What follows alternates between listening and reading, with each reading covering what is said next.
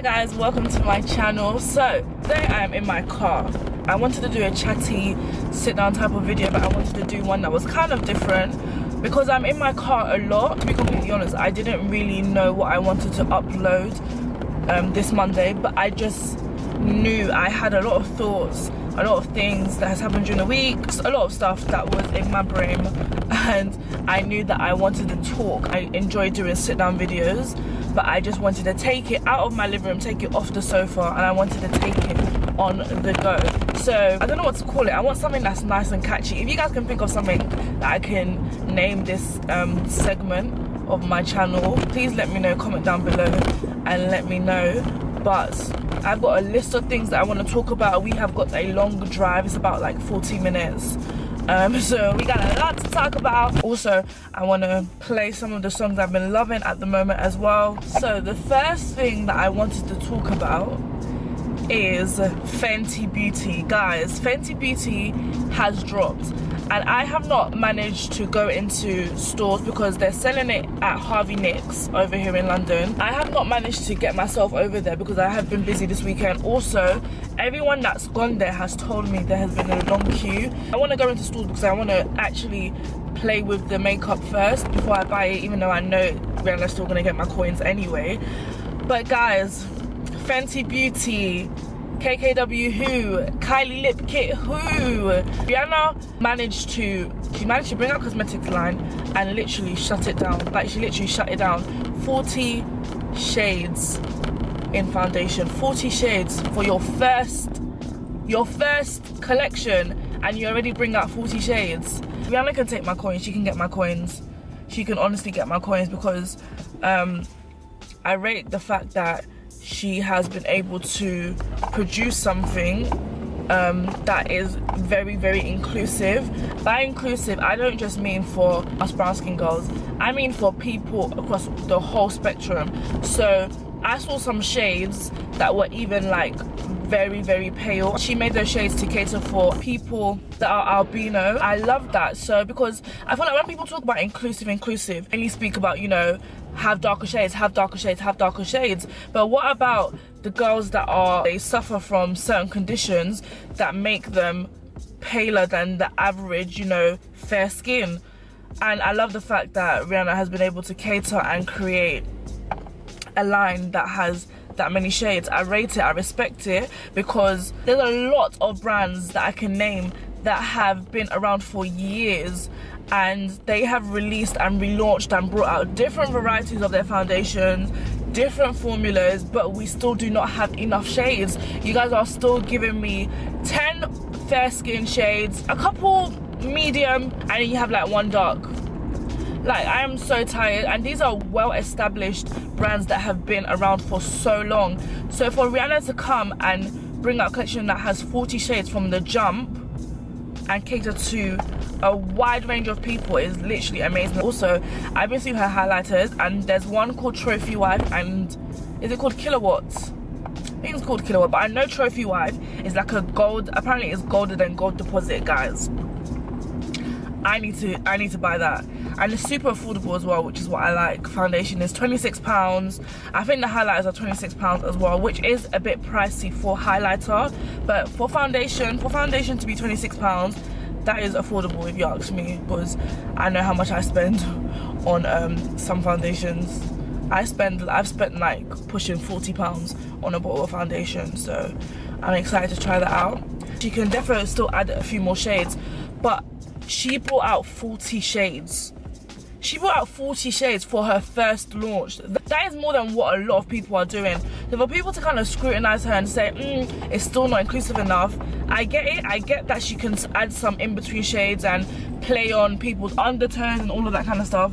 But at the end of the day, for her first launch, she's still catering for a lot of people, considering that a lot of makeup brands. I've been loving a lot of the Fenty Beauty reviews.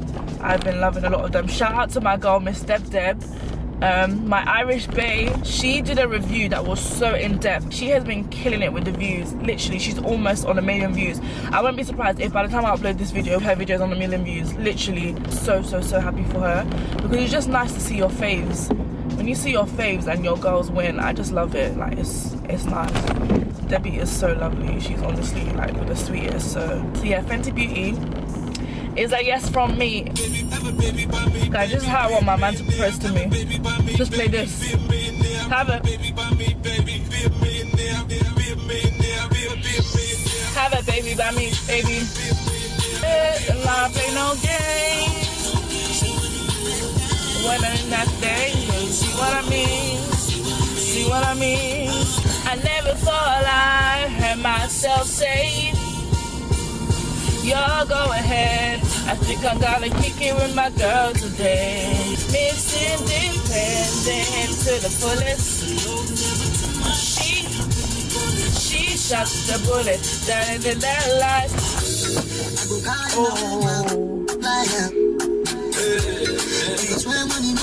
I wanna ride for no one. I just wanna dance with you, mommy. I put my hands on your body. Too much juice, too much sauce. Too much sauce, too much juice.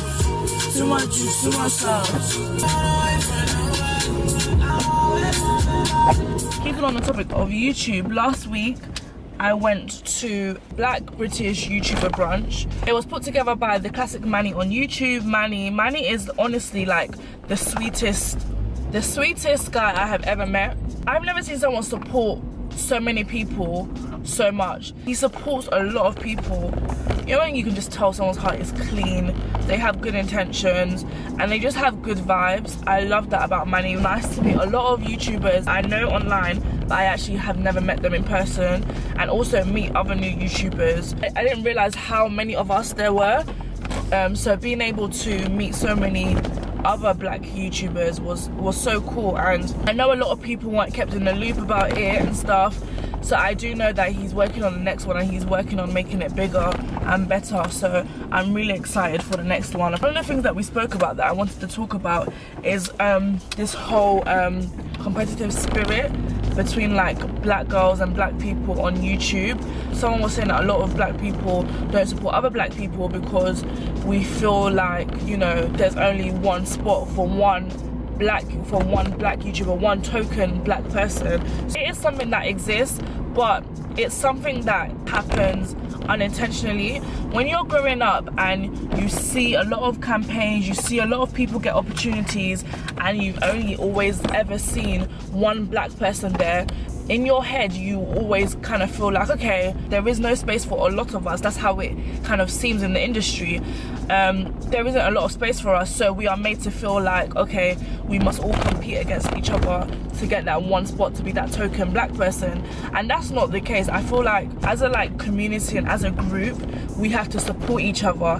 The more we support each other, the stronger our group will be, and the more awareness and the more out there we will be. Because it's kind of like our competitive, who's got, how many subscribers does she have, how many subscribers does he have, how many views, I need to get more views from her. If we focus less on that and we focus more on collaborating, working together, supporting each other's projects, we will be seen way more, because there is so many of us, so many of us. Even seeing some of the tweets of people that saying, oh, I didn't know this was happening, I wish I could have come, shows me that, okay, if I thought the people I met that day was a lot, there are way more black British YouTubers out there.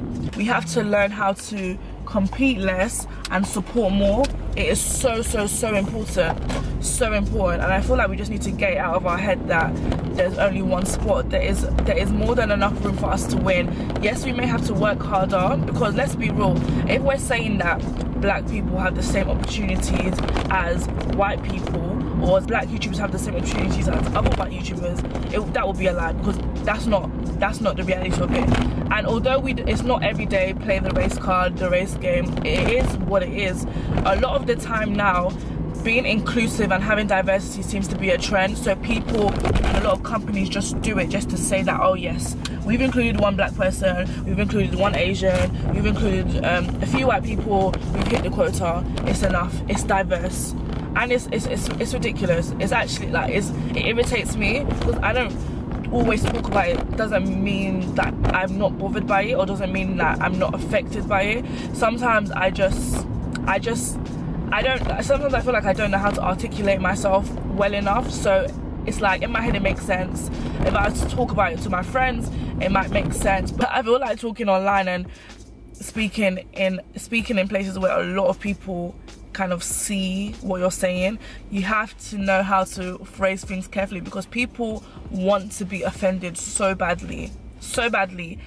Like, I feel like the times we live in, there's so many sensitive Sallys out there. Too many sensitive Sallys. Everybody wants to be offended by something, by force. It's like you see something and you like, people reach so hard to be triggered, so hard. I find it so funny. Some people hearing what I'm saying now might not agree with what I'm saying, and that's okay. Like, not everyone's gonna agree with what you're saying. Not everyone's gonna have the same thoughts, the same beliefs, you know, same opinions. That's fine. That's how life is. You don't have to agree with everything that everybody says. So yeah, I really loved that British YouTube Brunch. It exposed me to a lot more people's channels, and I have subscribed to so many channels since then. I'm enjoying a lot of the new content that I've been seeing on my subscription feed. Shoot, baby, what he do? Someone kinda play with you. Shoot, baby, what he do? Someone kinda play with you. That I used to do. Okay, what's this guy doing? People are so ridiculous, and I've been trying to work on my road rage, guys, but people stay trying me. On the topic of people trying me, you know when it's that time of the month, I was speaking to my friend, and she was telling me that when she's on her period, she's not one to get moody. Her periods don't affect her like that, and I found that really interesting, because I really felt like you know, being hormonal was like a normal thing when you're on your period. I felt like that's something, like, I knew not everyone has cramps, but I don't know why I felt like, you know, everyone does have a bit of a imbalance with their hormones and their moods. But yeah, it's that time of the month, so I've been a bit, I just haven't, like, on a normal day I'm not the person to try, but recently I'm just not. One thing I've noticed is that especially when you do YouTube, you kind of always have to be careful about how you behave to people. Rewind. Take away the fact that when you're online, or when you're like a public figure, or when you're someone that's known, you have to be careful about the way you behave towards people. Just in general, you never know who somebody is. It's nice to be a nice person in general. It's just nice to be a nice person. So for me, I'm a person that is, I like to believe I'm a very nice person. I'm someone that always smiles a lot, hence my name. I feel like a lot of people kind of see you as someone that smiles a lot. They just see you as this person that's just nice and whatever, and they feel like they can take the mick, and they feel like they can behave a certain way. And it's like, I just always think, never get it twisted. The same way I can be this nice person is the same way I will call you out. I can call you out on your nonsense. If someone approaches me with a particular attitude, I will not, like, I'm not someone that's gonna be like a doormat and just take it just anyhow. That's not me. That's never going to be me. Jesus is working on me, and I'm trying. I have a friend who shall not be named, right? I will not name who she is. She's very quiet, very quiet. I love her to bits, and I'm sure she knows I'm talking about her. She is very quiet and very jeje, very just peaceful, literally like a quiet spirit. That is her. As a person, she is very calm and peaceful and whatever. So people kind of see that and see that as someone that just talk to her anyhow, you can behave a certain way, and she's actually not the one. Like, if I say that I'm not the kind of person you should try, my friend that I'm talking about, she is like ×2 of the person that you should not try, because I feel like a lot of people kind of see people that are nice and gentle and all of that kind of stuff. I feel like, oh yeah, this is someone that I can run games on. No, it's like, no, just don't. One thing I've realized is that you can meet people that just have an opinion on you, or just decide that they don't want to like you because, I don't know, you're friends with someone, you're cool with someone. I know people that just don't like me just because I'm simmy. Like, you have no valid reason to not like me. You do not know me from anywhere, but you've just decided that, yeah, this girl, I've seen her, I don't like her, I'm gonna behave a certain way. I feel like people just feel like they can run games because, you know, I'm all smiles. I'm not the one. I'm just not. People just try me for no reason. For no reason. for no reason. You don't know me and you want to try me for no reason. It really just, it's just, I don't know. I just really don't know. I don't know why people do it. I pray for you guys. People that behave that way, they just, you need prayer. So I pray that whatever hate is in your heart towards people that you don't know, for any reason, I pray for them kind of people, because, well, but anyway, that's just a random rant. I want to say that I just wanted to get off my system because it's literally just been irritating me. Something in the area that I'm around really smells funny. Like, I cannot put my finger on it, but it just smells really bad. I don't know what it is. Yesterday I went to go and watch Detroit. So it's the film that John Boyega is in. I've never seen John Boyega act. I've never seen him like, I've never seen any of his films. I didn't see Star Wars. Although I'm not a fan of films based on true life historical events. I like, my best friend, he wanted to watch it, so I just thought, you know what, let's just do it. I didn't mind watching it. I was literally so angry in that cinema. I was, oh my gosh. So I do this thing when I'm angry, I shake my like leg. I can't help it. Let me tell you what irritated me about that film. The film was good. The film was a very good film, by the way. I would literally give it like 4 stars. It was a good film. What irritated me about that film is that although a lot of things have changed, not much has changed.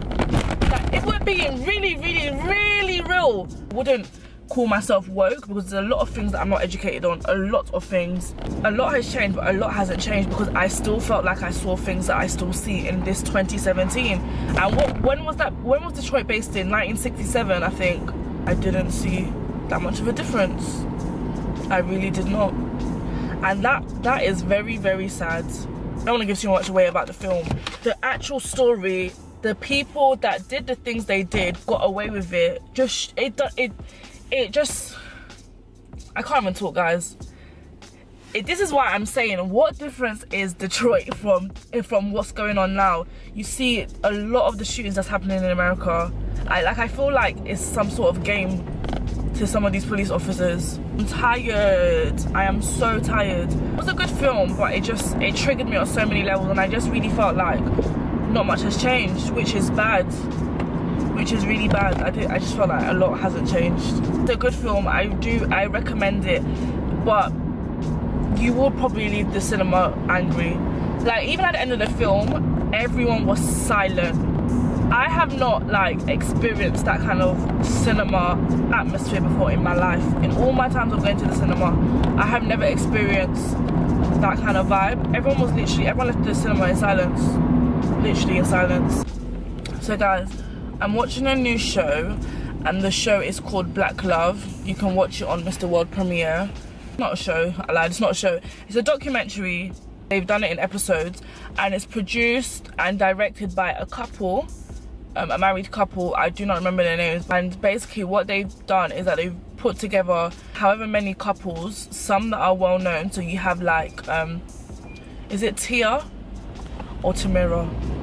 One of the Murray sisters and her husband. I always get them mixed up. You have Erica Campbell and Warren Campbell, Mary, Erica Campbell. Who else is in it? Who else? There's a lot of other couples that are in it, but it's gone out my head right now. And then there's also couples that are not like celebs, couples that have been together for years, for like, I'm talking about like 20 years, 30 years, 40 years. And each episode is about a particular topic. I think one episode was about like how they met. The latest episode, so the 3rd episode, is about falling down. So like the breakups and the hurdles that they've experienced in relationships or in their marriage. I don't want to give too much away because I really want you guys to watch it. If you don't want to hear a spoiler, I suggest you fast forward for the next minute. So there was a bit where they were talking to Erica and Warren Campbell. They were going through some like issues through their relationship, and Warren ended up cheating on Erica and getting the girl that he cheated with, he got her pregnant. She didn't keep the baby in the end, but he got her pregnant. Clearly, you know, it's something that they've overcome, and whatnot. But it was just so crazy because one thing one of the couples said is that you never know what you can handle till you have to handle it. And I just felt like that is so true. A lot of people, you know, you ask them, oh yeah, what would you do if your man cheats? You'd be like, oh, I would leave, I would do this. Let's be real. And I'm not speaking for the majority or whatever. I feel like a lot of people, a lot of girls are quick to say, you know, if my man cheats, I'm gonna leave. In reality, you're not going to leave. You're not going to leave, especially when it's someone that you've been with for however many years. Let's say you're married to them, you have a couple kids, and they cheat. This is not me condoning cheating, because God knows I'd never ever want to be in that kind of situation. You're the one for me. I love this song, guys.